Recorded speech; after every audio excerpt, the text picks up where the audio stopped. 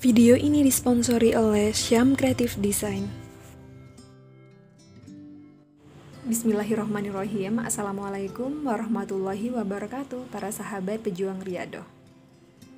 Syukur alhamdulillah, alhamdulillahi wassalatu wassalamu ala rasulillahi sayyidina Muhammadin sallallahu alaihi wasallam. Allahumma sholli ala sayyidina Muhammad wa ala ali sayyidina Muhammad. Allahumma sholli ala sayyidina Muhammad wa ala ali sayyidina Muhammad. Apa kabar para sahabat pejuang Riyadhah? Sudah sampai mana nih Riyadhah hari ini? Tetap semangat ya. Semoga apapun yang menjadi hajat teman-teman, baik itu hajat kecil ataupun hajat terbesar, semoga secepatnya diijabah sama Allah Subhanahu wa Ta'ala. Amin ya Rabbal Alamin. Yaps, alhamdulillah. Sesuai judul ya, hari ini aku bakal share pengalaman tentang sesuatu yang mungkin kalian anggap itu adalah hal yang negatif, tapi buat aku itu adalah prinsip yang aku pegang sampai saat ini, dan alhamdulillah banyak hal yang positif yang aku dapatkan dari prinsip yang aku sebut tadi. Apa sih prinsipnya? Aku nggak pernah yang namanya ngasih hutangan ke orang lain. Nggak tahu kenapa ya, sejak aku ngebawain konten tentang sholawat, tentang W40H, itu banyak sekali teman-teman yang gak aku kenal sebelumnya tiba-tiba aja nge-DM menceritakan permasalahannya mulai dari A sampai Z yang ujung-ujungnya itu minta dikasih pinjaman duit. Mungkin karena aku sering ngebawain konten tentang ilmu rezeki, makanya kalian mikir aku itu banyak uang mungkin ya, atau banyak duit. Ya, aku ucapkan alhamdulillah, makasih. Dengan begitu, itu akan menjadikan doa yang nanti juga akan diaminkan sama alam dan diijabah deh sama Allah. Padahal kemarin-kemarinnya sudah aku tekankan ya, kalau teman-teman yang udah lama nontonin video-videoku dari awal, di beberapa video aku sering bilang kalau aku ngebawain konten sholawat ataupun ilmu rezeki bukan karena aku itu pinter dalam hal ini dan semua hajat-hajatku itu sudah dikabul. Tapi aku buat konten seperti ini agar kita bisa saling mengingatkan, saling menguatkan, saling sabar, dan belajar gimana kita memupuk rasa keyakinan kita sama Allah setiap harinya. Balik ke pembahasan sebelumnya, kenapa sih? Apa sih alasannya aku untuk saat ini tuh gak pernah ngasih pinjaman sama orang lain? Ya, karena yang namanya ngasih pinjaman sama orang lain itu tanggung jawabnya besar ya teman-teman. Tanggung jawab yang pertama adalah sudah pasti kita punya kewajiban untuk menagih hutang-hutang kita. Sedangkan kebanyakan orang-orang yang ngasih hutang termasuk aku, itu nggak tegaan kalau seandainya udah ngasih ke pinjaman sama orang lain, apalagi orang terdekat kita. Terus yang kedua, silaturahmi taruhannya. Kalau seandainya kita sudah punya sikap tegas untuk menagih hutang ke orang yang kita hutangi, karena kita merasa punya tanggung jawab untuk menagihnya, ternyata orang yang kita tagih itu merasa sakit hati, merasa teraniaya, merasa pokoknya perasaan yang gak ngenakin yang akhirnya memutuskan tali silaturahmi.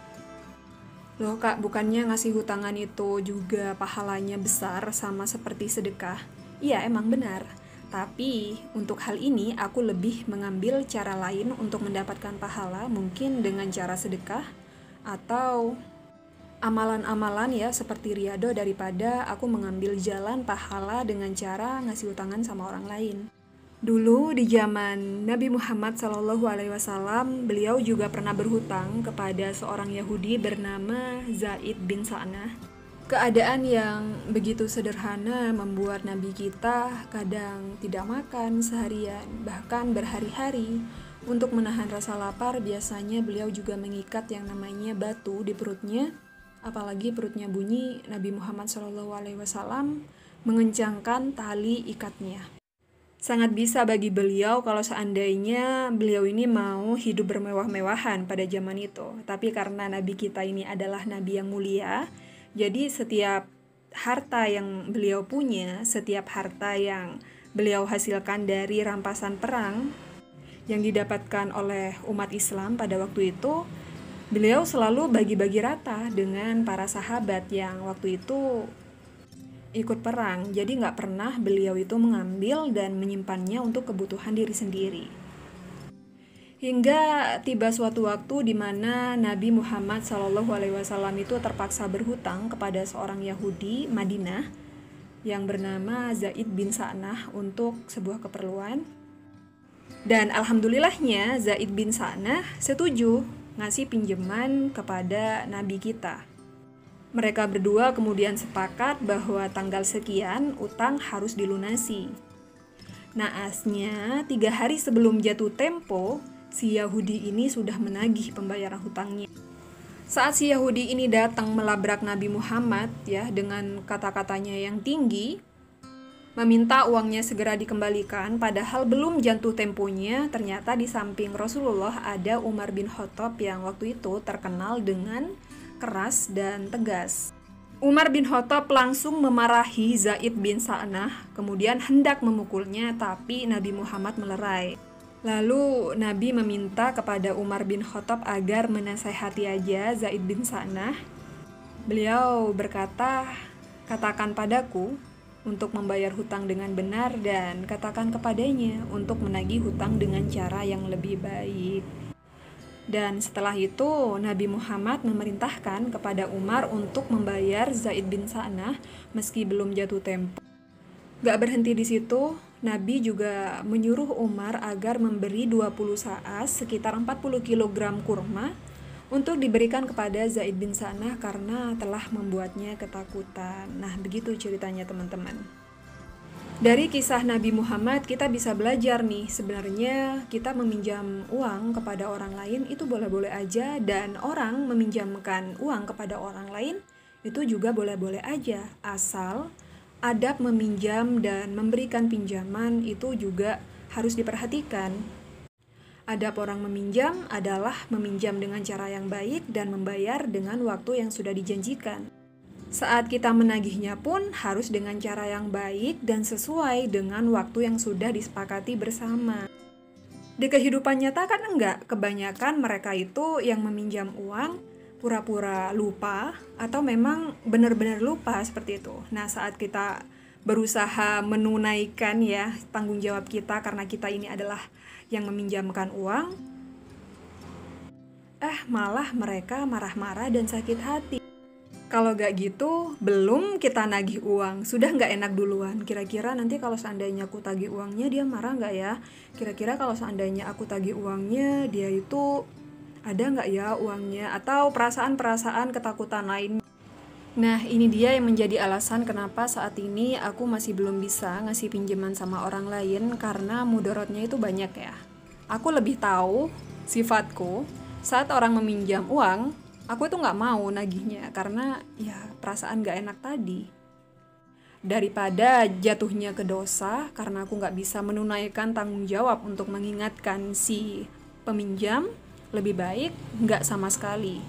Kalau punya rezeki lebih pada saat itu, aku lebih memilih untuk memberikan langsung kayak gitu ya, daripada mengatasnamakan pinjaman. Karena kalau udah pinjaman itu punya tanggung jawab kan buat nagihnya. Tapi kalau seandainya langsung ngasih sesuai dengan kemampuanku, sesuai yang aku punya, insya Allah itu jadi pahala sedekah. Nah, aku lebih memilih jalan sedekah dengan cara seperti itu daripada memilih jalan sedekah dengan cara meminjamkan uang.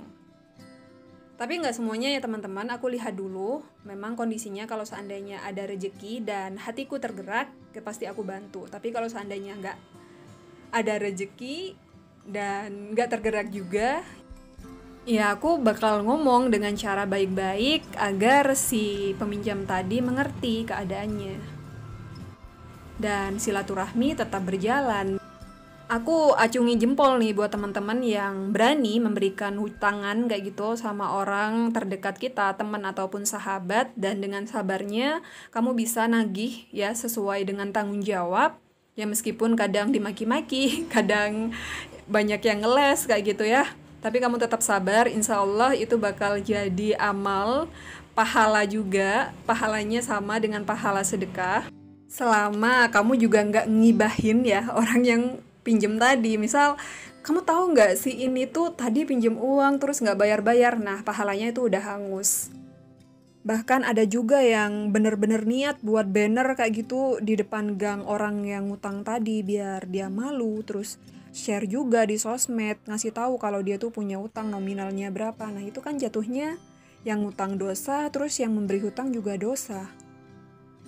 Kalau seperti itu, mending cari pahala lewat jalan yang lain aja, misal sedekah mungkin. Itu aja podcast kali ini, semoga jadi motivasi buat kamu. Kita ketemu lagi di podcast berikutnya. Wassalamualaikum warahmatullahi wabarakatuh.